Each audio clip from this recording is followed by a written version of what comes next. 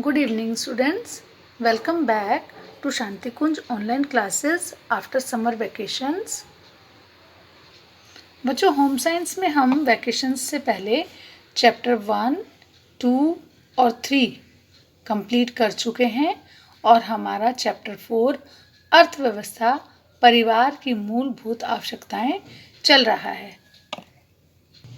Chapter 4 में बच्चों हम प्रस्तावना, गृह अर्थव्यवस्था का अर्थ एवं परिभाषा, गृह अर्थव्यवस्था के प्रमुख उद्देश्य, गृह अर्थव्यवस्था में गृहिणी की भूमिका पढ़ चुके हैं। और बेटा आज हम पढ़ेंगे गृह अर्थव्यवस्था को प्रभावित करने वाले कारक। बच्चों जो पारिवारिक जीवन है उसमें गृह अर्थव्यवस्था का बहुत ही ज़्यादा महत्व है। परिवार और व्यक्ति इन दोनों के ही जीवन को सुखी बनाने में जो गृह अर्थव्यवस्था है उसकी भूमिका बहुत ही महत्वपूर्ण होती है। बेटा हर एक परिवार चाहता है कि उसकी जो अर्थव्यवस्था है वो अच्छी तरह से चलती रहे और उसके परिवार में किसी भी तरह का आर्थिक संकट ना हो, है ना। कभी भी मतलब कि पैसों की कमी ना हो, आर्थिक संकट पैदा ना हो परिवार में। इस बात को ध्यान में रखते हुए ये प्रश्न उठता है कि जो गृह अर्थव्यवस्था है उसे मुख्य रूप से कौन कौन से कारक प्रभावित करते हैं। तो चलिए बच्चों पढ़ते हैं कि गृह अर्थव्यवस्था को प्रभावित करने वाले कारक कौन कौन से हैं। सबसे पहला तो है बच्चों परिवार का आकार। बेटा जो गृह अर्थव्यवस्था है उसको प्रभावित करने वाला एक सबसे ज़्यादा जो मुख्य कारक है, सबसे मेन कारक जो है, जो सबसे मेन कारण जो है वो है परिवार का आकार। परिवार के आकार में परिवार के सदस्यों की जो संख्या होती है उसको मुख्य रूप से ध्यान में रखा जाता है।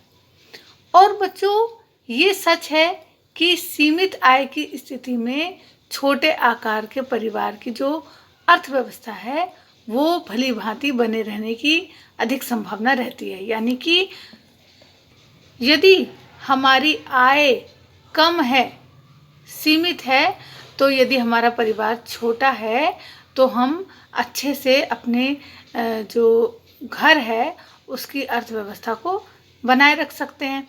लेकिन इसके विपरीत यदि हमारा परिवार बड़ा है, हमारे परिवार में सदस्यों की संख्या ज़्यादा है, तो क्या होगा, हमेशा इस बात की आशंका रहती है कि कहीं हमारे परिवार की अर्थव्यवस्था बिगड़ ना जाए। क्योंकि जब परिवार बड़ा होगा बच्चों तो खर्चे भी अधिक होंगे, है ना, और उसमें फिर सीमित आय में काम चलाना बहुत ही मुश्किल हो जाता है। इस बात को ध्यान में रखते हुए जो वर्तमान युग है, जो प्रेजेंट टाइम है, उसमें परिवार को छोटा रखने पे ज़्यादा बल दिया जाता है। जैसा कि कहा भी जाता है ना कि छोटा परिवार सुखी परिवार। बच्चों गृह अर्थव्यवस्था को प्रभावित करने वाला दूसरा कारक है परिवार के रहन सहन का स्तर। बेटा गृह अर्थव्यवस्था को भली भांति बनाए रखने के लिए, सुचारू बनाए रखने के लिए परिवार के रहन सहन के स्तर की भी बहुत महत्वपूर्ण भूमिका होती है। यदि कोई परिवार देखा देखी या किसी दूसरे अन्य कारक से प्रेरित होकर अपने रहन सहन के स्तर को उन्नत बनाने का प्रयास करता है तो उसकी जो गृह अर्थव्यवस्था है वो बिगड़ जाती है। यानी हम दूसरे व्यक्ति की देखा देखी करके यदि हम भी अपने खर्चे बढ़ाने लगेंगे, हम अपनी आय के अनुसार नहीं चलेंगे, हम दूसरे की नकल करेंगे, तो क्या होगा बच्चों, हमारे घर की जो अर्थव्यवस्था है वो बिगड़ जाएगी। इसलिए रहन सहन के स्तर को पारिवारिक आय के अनुरूप ही रखना चाहिए। जैसी हमारी आय है उसके अनुसार ही हमें अपने रहन सहन के स्तर को रखना चाहिए और इसके लिए बच्चों बहुत ही सूझबूझ की आवश्यकता होती है।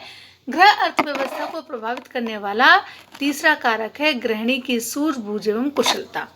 बच्चों जो गृह अर्थव्यवस्था है उस पर परिवार की जो गृहिणी है उसकी सूझबूझ और कुशलता का भी बहुत प्रभाव पड़ता है। अगर जो गृहिणी है वो मितव्ययिता यानी कि बहुत फिजूल खर्ची नहीं करती है, बहुत अच्छे से धन को खर्च करती है, तो आय के अनुसार चलती है, तो बच्चों क्या होगा कि उसके जो परिवार की अर्थव्यवस्था है वो बिगड़ेगी ही नहीं, है ना। वो अपने जो आय है उसके अनुसार बजट बनाकर चलेगी, उसके अनुसार ही व्यय करेगी, तो कभी भी उसके सामने अर्थव्यवस्था, घर की जो अर्थव्यवस्था है उसको बिगड़ने की स्थिति आएगी ही नहीं। यही नहीं बच्चों, जो कुशल गृहिणियाँ होती हैं, जो अच्छी गृहिणी होती हैं, वो अपनी परिवार की जो आय होती है उसको बढ़ाने के लिए कोशिश भी करती हैं। वे अपनी सूझबूझ के द्वारा धन, समय और श्रम की बचत करके अपने घर की जो अर्थव्यवस्था है उसको मजबूत बनाने में अपना योगदान करती हैं। चौथा कारक है पारिवारिक आय व्यय का नियोजन। बच्चों, जो पारिवारिक आय है वो गृह अर्थव्यवस्था को प्रभावित करने वाला सबसे मुख्य कारक माना। लेकिन बच्चों, केवल आय के पर्याप्त होने से ही गृह अर्थव्यवस्था सफल नहीं बन पाती, बल्कि पारिवारिक आय के अनुकूल ही पारिवारिक व्यय का नियोजन बहुत आवश्यक है। और बेटा, ये एक व्यवहारिक सत्य है कि चाहे हमारी आय कितनी ही अधिक क्यों ना हो, चाहे परिवार की आय कितनी ही अधिक क्यों ना हो, लेकिन यदि हम अपनी आय से अधिक खर्च करेंगे तो जो घर की अर्थव्यवस्था है वो बिगड़ ही जाएगी। इसलिए इस स्थिति में कहा जा सकता है कि पारिवारिक आय व्यय का नियोजन भी गृह अर्थव्यवस्था को प्रभावित करने वाला एक महत्वपूर्ण कारक है। पांचवा कारक है परिवार के मुखिया की भूमिका। बच्चों, जो गृह कार्यकलाप हैं या नीतियां हैं, उनके निर्धारण में, उनको बनाने में जो परिवार का मुखिया होता है उसकी जो भूमिका होती है वो बहुत महत्वपूर्ण होती है ना। और जो परिवार के मुखिया की भूमिका है वो भी गृह अर्थव्यवस्था को प्रभावित करती है। बच्चों, हमारे भारतीय समाज में जो व्यक्ति धनोपार्जन करता है ना, जो जिस व्यक्ति पर धनोपार्जन का दायित्व होता है, जो परिवार के लिए धन कमाता है, उसे ही परिवार का मुखिया माना जाता है। तो इस स्थिति में जो परिवार है उसके मुखिया के द्वारा किए गए आर्थिक प्रयासों का गृह अर्थव्यवस्था पर अनिवार्य रूप से प्रभाव पड़ता है। यदि परिवार का मुखिया जो उपार्जित धन है, जो धन वो कमाता है, उसका अधिक भाग खुद ही जो अनावश्यक आवश्यकताएं हैं, जो आवश्यकताएं जरूरी नहीं है, उन पर खर्च कर देगा, तो जो घर की अर्थव्यवस्था है वो बिगड़ जाने की आशंका रहती है। गृह अर्थव्यवस्था को प्रभावित करने वाला छठा कारक है पारिवारिक आय का संतोषजनक होना। बच्चों, संपूर्ण गृह अर्थव्यवस्था मूल रूप से पारिवारिक आय जो होती है उस पर निर्भर करती है ना। और जो घर की अर्थव्यवस्था है उसको भली भांति बनाए रखने के लिए, घर को अच्छे से चलाने के लिए जो समुचित पारिवारिक आय है उसका होना बहुत ही ज़रूरी है। ये सच है कि पारिवारिक आय की कोई भी सीमा निर्धारित नहीं की जा सकती, लेकिन ये अवश्य कहा जा सकता है, ये जरूर कहा जा सकता है कि परिवार के आकार और उसकी आवश्यकताओं, उसकी ज़रूरतों की तुलना में परिवार की आय बहुत कम हो तो निश्चित रूप से जो गृह अर्थव्यवस्था है वो बिगड़ जाती है। इसलिए कहा जा सकता है कि पारिवारिक आय का संतोषजनक होना गृह अर्थव्यवस्था को प्रभावित करने वाला एक महत्वपूर्ण कारक है। गृह अर्थव्यवस्था को प्रभावित करने वाला सातवां कारक है समय समय पर होने वाले सामाजिक आर्थिक परिवर्तन।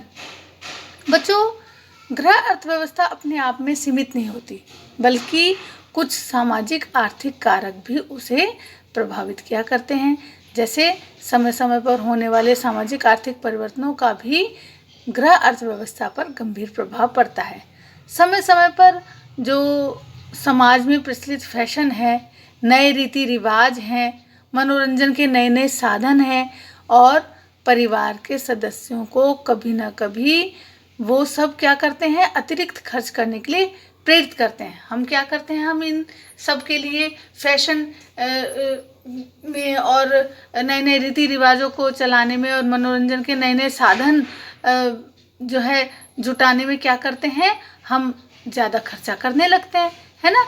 इस स्थिति में क्या होता है, हमारे परिवार का व्यय बढ़ जाता है, हमारे परिवार का खर्च बढ़ जाता है और गृह अर्थव्यवस्था के बिगड़ जाने की आशंका रहती है। इसलिए इस तथ्य को ध्यान में रखकर प्राय सुझाव दिया जाता है कि किसी भी परिवार को केवल दूसरे परिवार की देखा देखी या होड़ की जो भावना होती है उससे अनावश्यक व्यय नहीं करना चाहिए, है ना। हमेशा बच्चों जितनी हमारी आय है उसके अनुसार बजट बनाकर व्यय करना चाहिए, खर्च करना चाहिए। इससे क्या होता है, जो परिवार की अर्थव्यवस्था है वो सुचारू बनी रहती है। जैसा कि एक कहावत भी आपने सुनी है ना कि जितनी बड़ी चादर होती है उतने ही पैर फैलाने चाहिए। तो कहने का मतलब यह है कि हमें दूसरे की देखा देखी ना करके, दूसरे की नकल ना करके हमारी जितनी भी आय है उसके अनुसार ही चलना चाहिए। ठीक है बच्चों, बेटा आज की क्लास में हम इतना ही पढ़ेंगे। नेक्स्ट क्लास में हम पढ़ेंगे आवश्यकता का अर्थ एवं परिभाषा। ठीक है बेटा, ओके स्टूडेंट्स, फिर मिलेंगे नेक्स्ट क्लास में। तब तक के लिए बाय बाय।